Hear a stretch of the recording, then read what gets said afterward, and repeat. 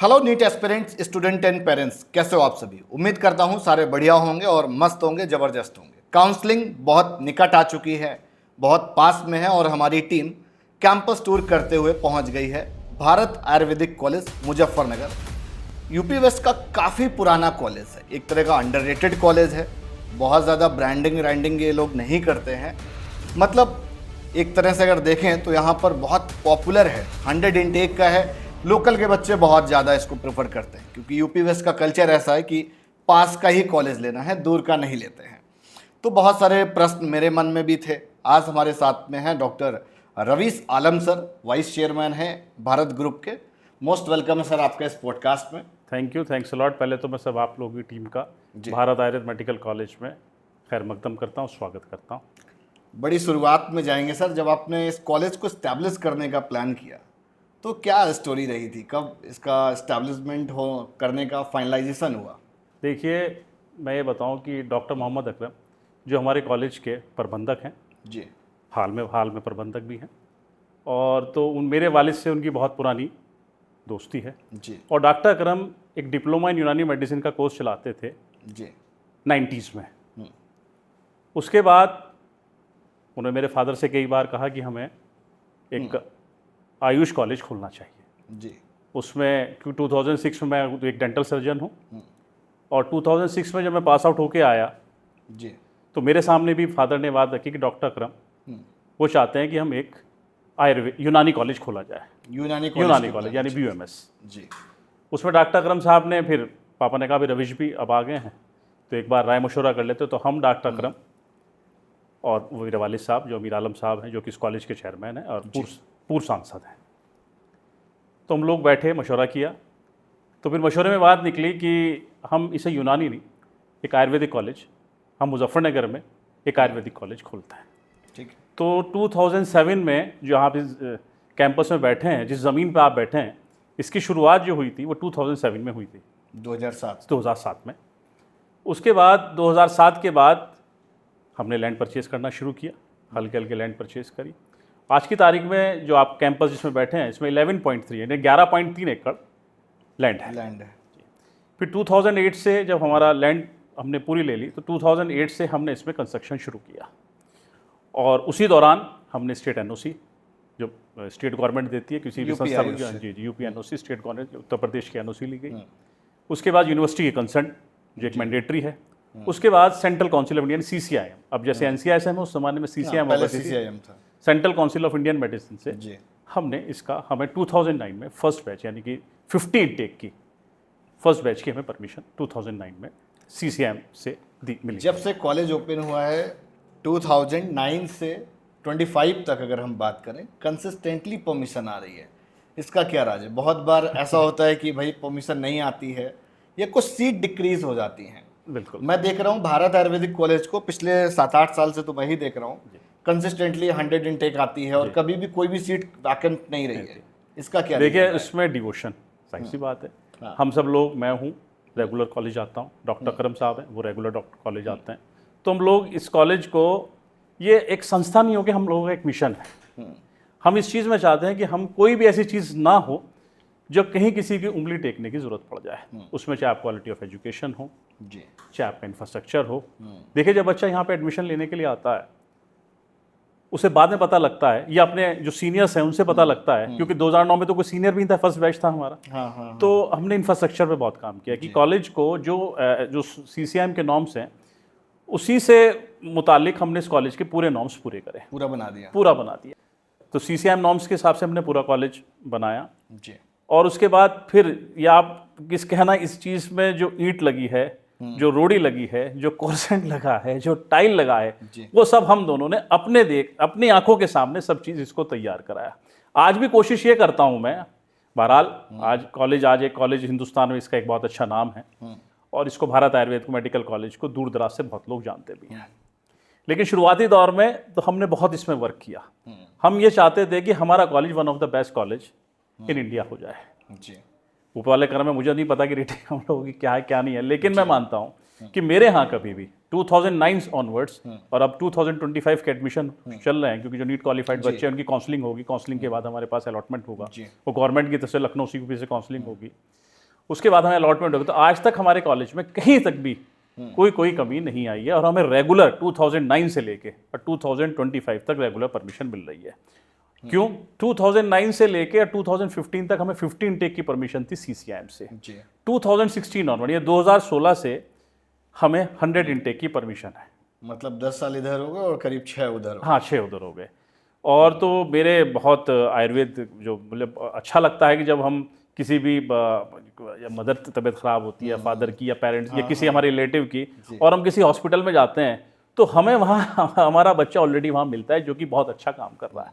तो एक किसी मैनेजमेंट के लिए इससे अच्छी बात क्या होगी कि जब आप किसी हॉस्पिटल में जाते हो, किसी मल्टी स्पेशलिटी में हॉस्पिटल में जाते हो या आप किसी क्लिनिक पे जाते हो, तो हमारे यहाँ के स्टूडेंट आपको ख़ास तौर से मैं बात करूँ सहारनपुर कमिश्नरी की, मेरठ कमिश्नरी की, मुरादाबाद कमिश्नरी की, इन तीनों कमिश्नरी में आपको जितने भी अच्छे हॉस्पिटल्स हैं, इवन दिल्ली में तक में भी जितने भी अच्छे हॉस्पिटल्स हैं, वहाँ आपको भारत आयुर्वेद मेडिकल कॉलेज का आयुर्वेद ग्रेजुएट आपको जरूर मिलेगा।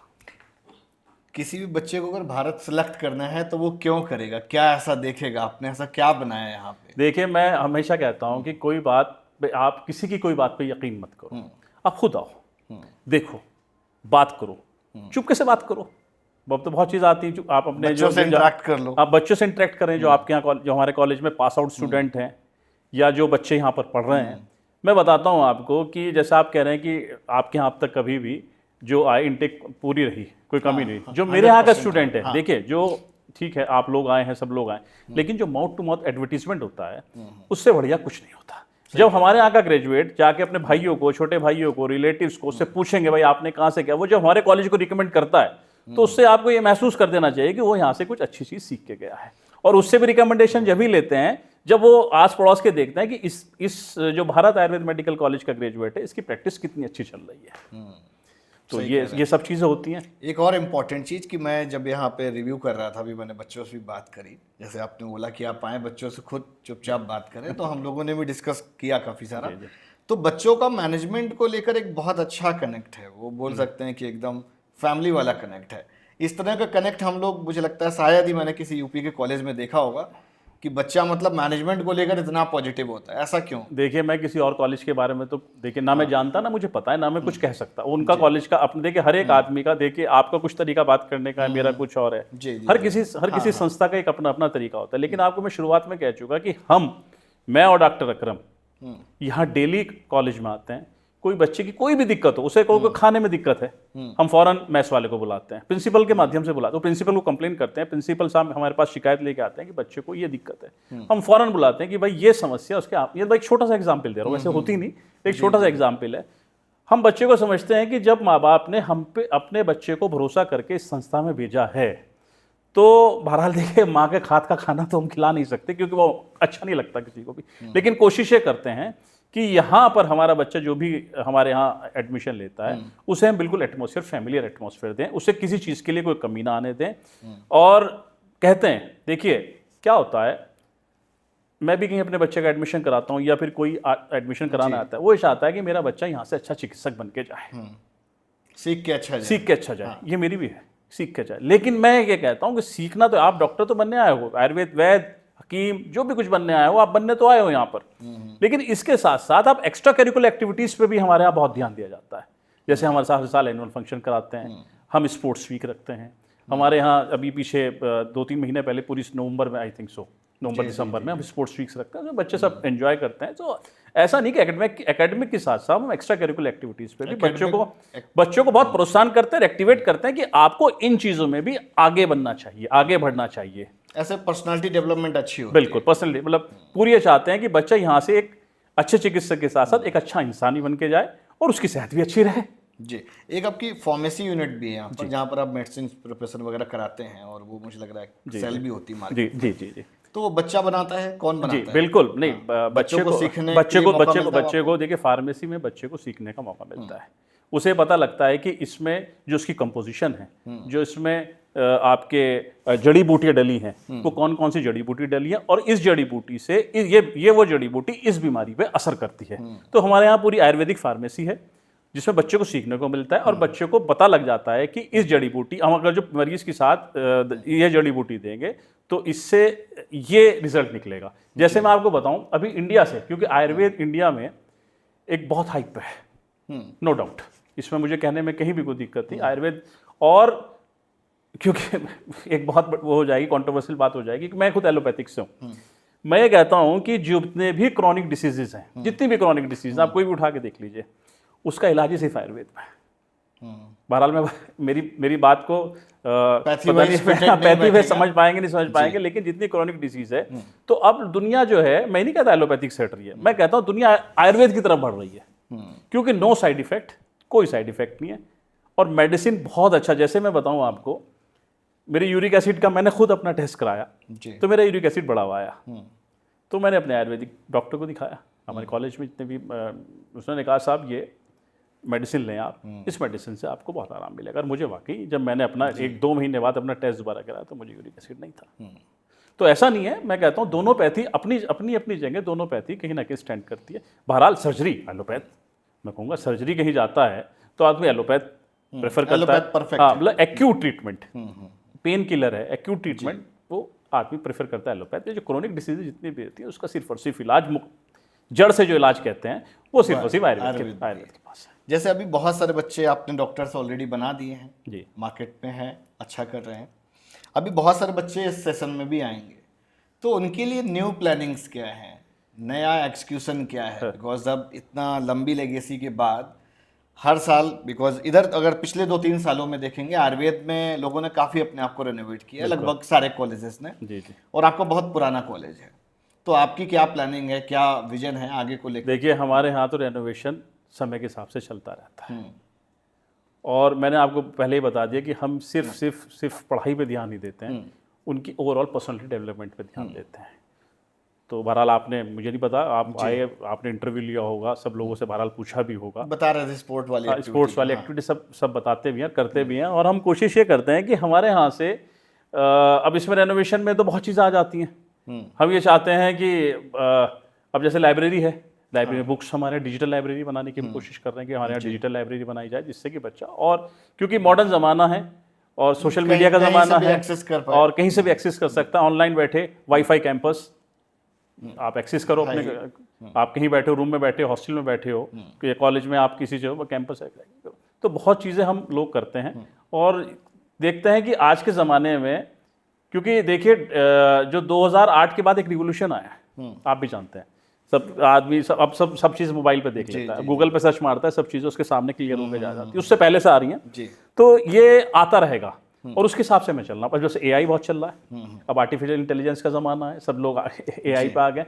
तो उस हिसाब से जो वक्तन फ़क्तन हमें चीज़ मिलती है, उस चीज़ को फिर आगे अपने कॉलेज में इम्प्लीमेंट करते रहते हैं। क्लिनिकल एक्सपोजर कितना है? देखिए हमारे यहाँ 200 पेशेंट से ऊपर की ओपीडी रहती है, और 40% से ज़्यादा तकरीबन हमारे पास बेड ऑक्यूपेंसी रहती है जी। तो यहाँ पर जो हमारे इंटर्न्स होते हैं, जो हमारे फाइनल ईयर के स्टूडेंट्स होते हैं, उन सब लोगों के लिए हम यहाँ डॉक्टर्स अवेलेबल, हमारे यहाँ 24/7 इमरजेंसी रहती है, 365 डेज, तो यहाँ बहुत अच्छा उन्हें एक्सपोजर मिलता है, बहुत चीज़ें उन्हें सीखने को मिलती है। जब भी तो बताता हूँ आपको, मुझे खुशी होती है कि जब मेरे यहाँ के स्टूडेंट, मैं कहीं जाता हूँ, क्लिनिक पर जाता हूँ और सब जगह जाता हूँ, उसके यहाँ जब मरीजों की बाहर लाइन लगी रहती है, तो कहीं ना कहीं कॉलेज से पढ़ाएगा, कॉलेज से सीखेगा, जब भी तो इम्प्लीमेंट करेगा। ठीक बात।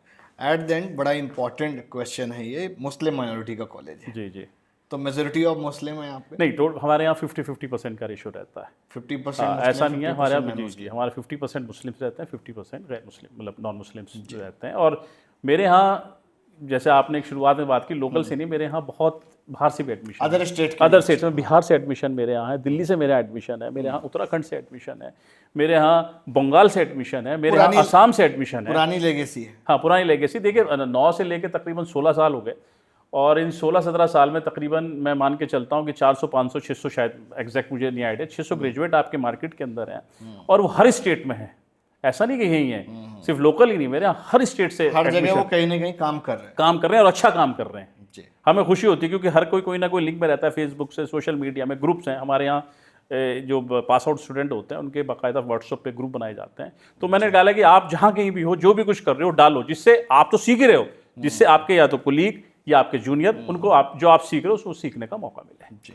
लास्ट प्रश्न है, बिकॉज बहुत बच्चे अप्लाई करते हैं, सबका तो सिलेक्शन नहीं होता है भारत में, तो इस बार की नीट की कट ऑफ क्या जाने वाली है? देखिए, मैं और की कॉलेजेस की तो नहीं बता सकता, लेकिन अगर जो भारत आयुर्वेद मेडिकल कॉलेज की बात करूं तो मेरे यहाँ मुझे उम्मीद है कि अब के 300 प्लस ही कट ऑफ जाएगी। 300 above जाएगी। अब कट ऑफ जाएगी, उससे नीचे नहीं रहेगा। इसी पॉडकास्ट को देंगे हम यहीं पर विराम, और उम्मीद करता हूं यार कि जो लोग भारत का रिव्यू ढूंढ रहे थे, प्रोच कॉन्स जानना चाह रहे थे, मैंने डायरेक्टली वाइस चेयरमैन सर से ही आप सभी के क्वेश्चंस को ले लिया है। उम्मीद करता हूं सारे क्वेश्चंस के आंसर मिल गए होंगे। इनकेस अगर कोई रह गया है तो कमेंट करके ज़रूर बताइएगा। अब बच्चा खुचा जो क्वेश्चन है उसके आंसर हमारी टीम आपको ज़रूर रिस्पॉन्ड करेगी। नमस्कार।